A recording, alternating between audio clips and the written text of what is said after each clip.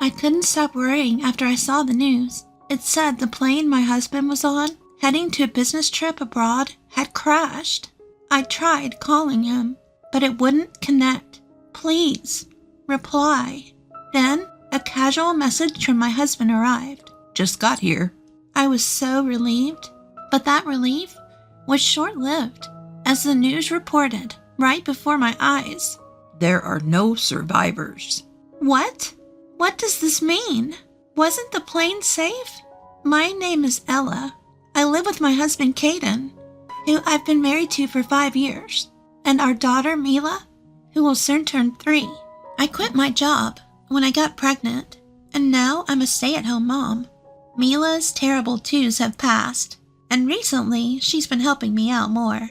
It was tough during the terrible twos, but now I'm happily raising her without stress.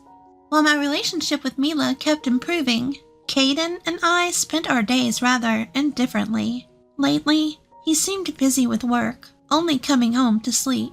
Sometimes, he'd return with a woman's perfume scent, maybe from entertaining clients at clubs.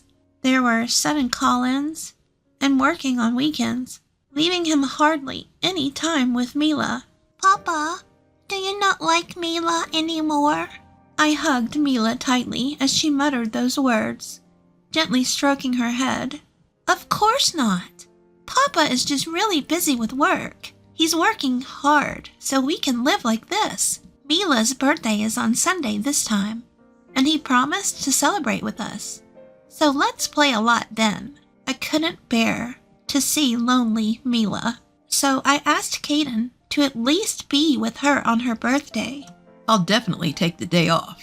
My husband said that, so I was looking forward to celebrating as a family. Mila's birthday is next month.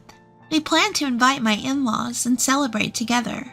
My in-laws live a 15-minute drive away in the city, and since we meet often, Mila is very attached to them. Caden has a younger sister named Camilla, who has 2 children.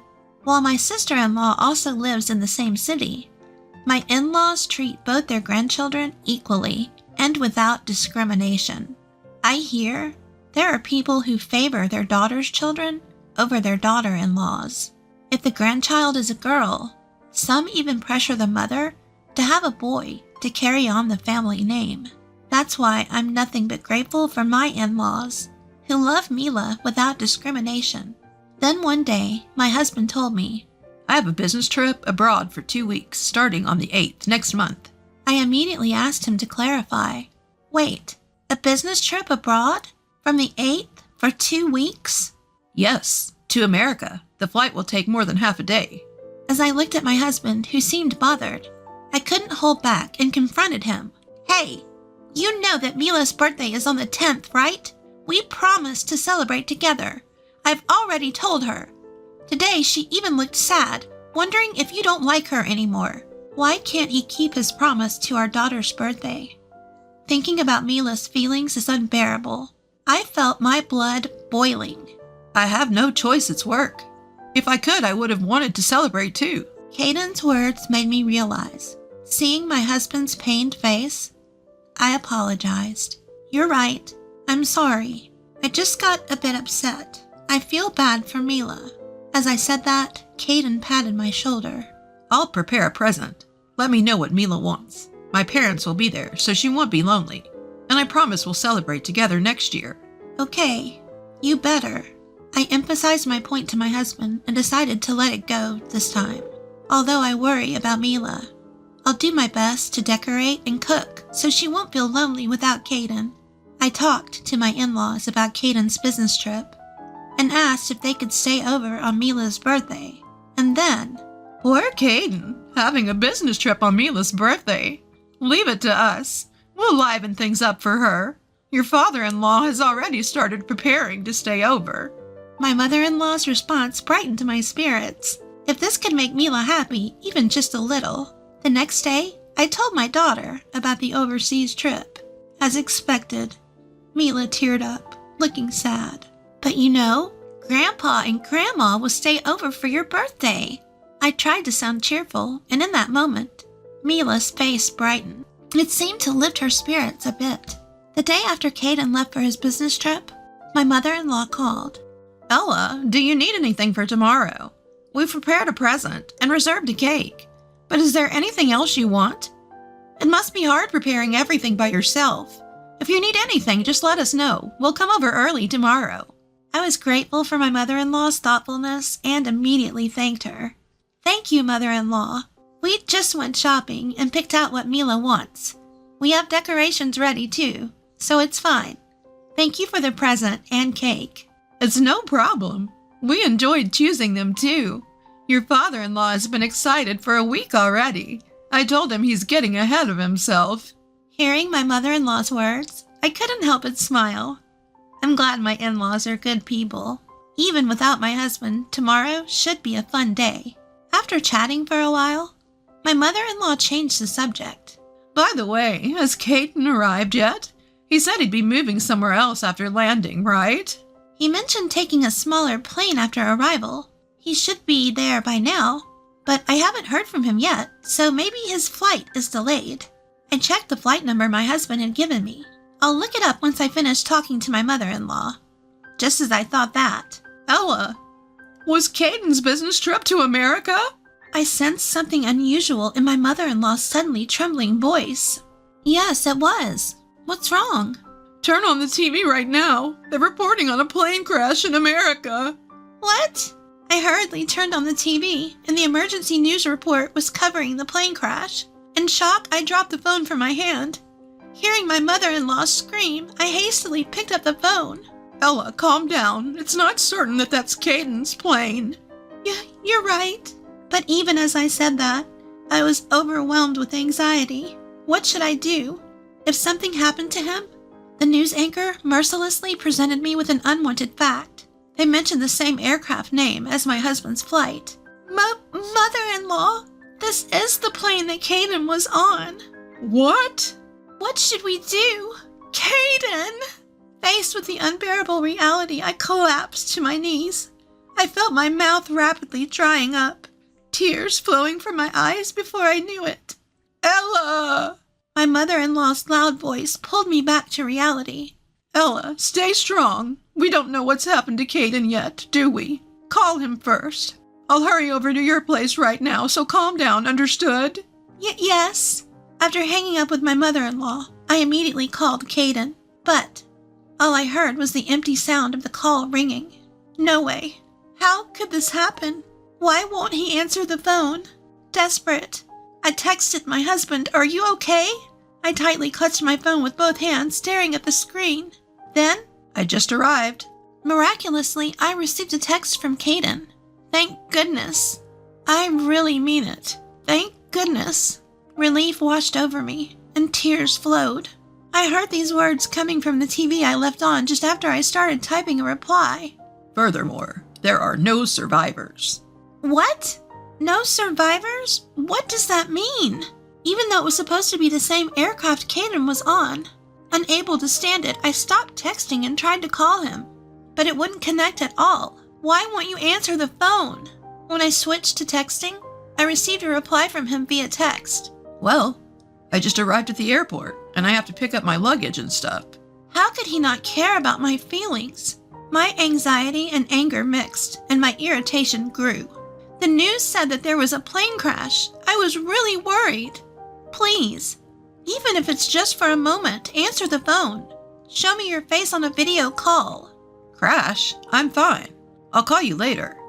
I have to move now. Caden sent me such an indifferent text. After that, even when I sent him messages, there were no replies, even though I'm so worried. For now, since I was able to confirm his safety, I'll accept that. But my feelings were instantly chilled by a call from my mother-in-law.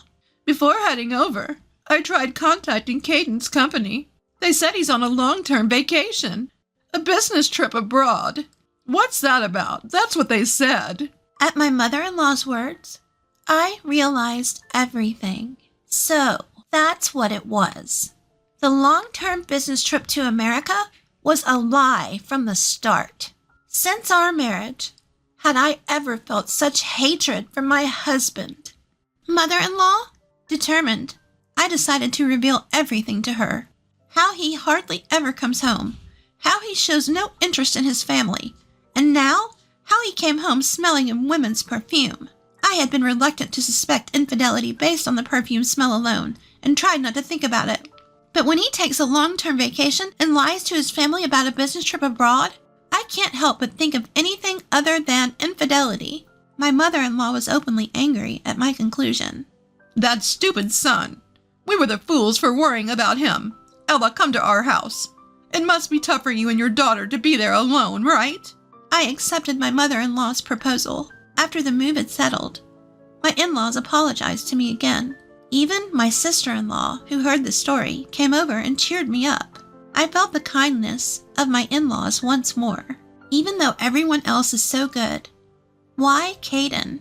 I couldn't help but think that. Afterward, I hired a private detective to gather evidence of his infidelity. Then, a photo of him at the airport with his affair partner was sent to me. Unforgivable! He really was cheating on me after all. Caden called me 2 weeks later. Hello. Where are you? I just got back from my business trip, and I can't open the door. Can you come here and unlock it for me? Thinking I hadn't noticed anything, my husband's voice was utterly indifferent. To him, I presented the harsh reality. Even if I went, I couldn't open it. I don't have the key, and even if I did, the old key should have already been replaced. Huh. Replaced? What do you mean? What are you talking about? You're Ella, right? I could clearly sense Caden's agitation through the phone. I moved out. I can't be a family with a cheating man who goes on a cheating trip on our daughter's birthday. What are you talking about? As my husband tried to play dumb, my anger surged. Do you think I don't know? I know everything. I know you took a long-term vacation from work, and that you went to Europe, not America. Calm down, Ella. There must be some mistake. Oh, right. Mr. Cruz took a long-term vacation. Maybe you got me confused with him. Do you think you can fool me with that? You really underestimate me. Well, of course. You've been cheating while saying you had to work overtime and go to work on weekends? Unable to hold back, I raised my voice. In truth, I wanted to scold him more harshly. But my head was hot, and I could only convey the facts. I'm divorcing you, and I'll make sure you pay alimony and child support. As I declared that, I heard Caden scream. Wait, please. What? In response to my question, he spoke hesitantly. I'm sorry. I did cheat on you, but it was just for fun. The one I truly love is you, Ella. I feel sick. Huh? I could hear my husband's fading voice. My words seemed to have struck a chord, but it's not enough. I still have more to say. Nice acting, but there's no way I'm going to believe the words of someone who prioritized a cheating trip over our daughter's birthday. Did you think you'd be forgiven if you said it was just for fun? Stop it. I will never forgive you or your affair partner. Then Caden, with a completely different tone from before, snapped back irritably. Huh. I'm the only one apologizing here, and you're acting all high and mighty. Who do you think you have to thank for the life you have now? You'd be the one struggling if we divorced. Don't make a big deal out of just cheating. Birthday. You're so annoying. Is a birthday that important? At that moment, my sister-in-law Camilla snatched the phone from me. There's no way she'd want to be with someone who can't even cherish their own daughter's birthday. Huh? Camilla? Why are you with Ella? My husband seemed surprised by the sudden appearance of my sister-in-law. But that's not the end. There's still another surprise. I'm here too. Huh, Mom? I'm here too. And Dad too? I then revealed the truth to my husband. We knew you couldn't come home. We thought you'd definitely call. So we all waited together. Your sister's husband is looking after Mila. My father-in-law then yelled, You're no longer a son to us. Don't ever set foot in our house again. Following that, my mother-in-law and sister-in-law began to pile on. Your belongings are being stored in our shed. Come get them if you need them. If you don't come by tomorrow, we'll throw away everything that's left. Big brother, what you're doing betraying Ella, filthy.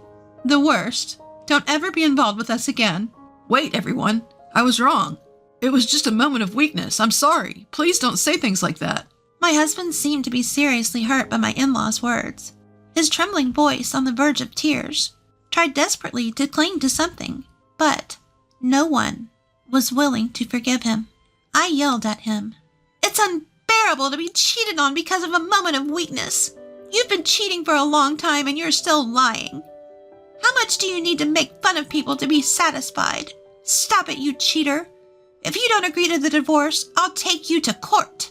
Then my husband panicked, saying, Please, no court. And agreed to the divorce without fuss. The next day, Caden appeared at my in-laws' house and prostrated himself at the entrance. But the family only sent cold stares. Unable to endure it, he left with only the bare minimum of his belongings from the storage. After that, I made a lump sum claim for damages against him and his affair partner. Once the affair was discovered and damages were claimed, the affair partner apparently dumped Caden right away. I broke up with him, so please forgive me. Although she tried to negotiate, I had no intention of giving up on the damages. She ended up with a large debt and reportedly began working in the night industry. Once the affair became known at the company, my husband, unable to withstand the stares of others, chose to resign voluntarily. That being said, he still needs money to pay for the damages and child support. I've heard he's now working from morning till night, with no time for leisure. As for me, I still live with my in-laws. They treat Mila and me kindly, just as they did before. I'm determined to do my best to repay their kindness someday.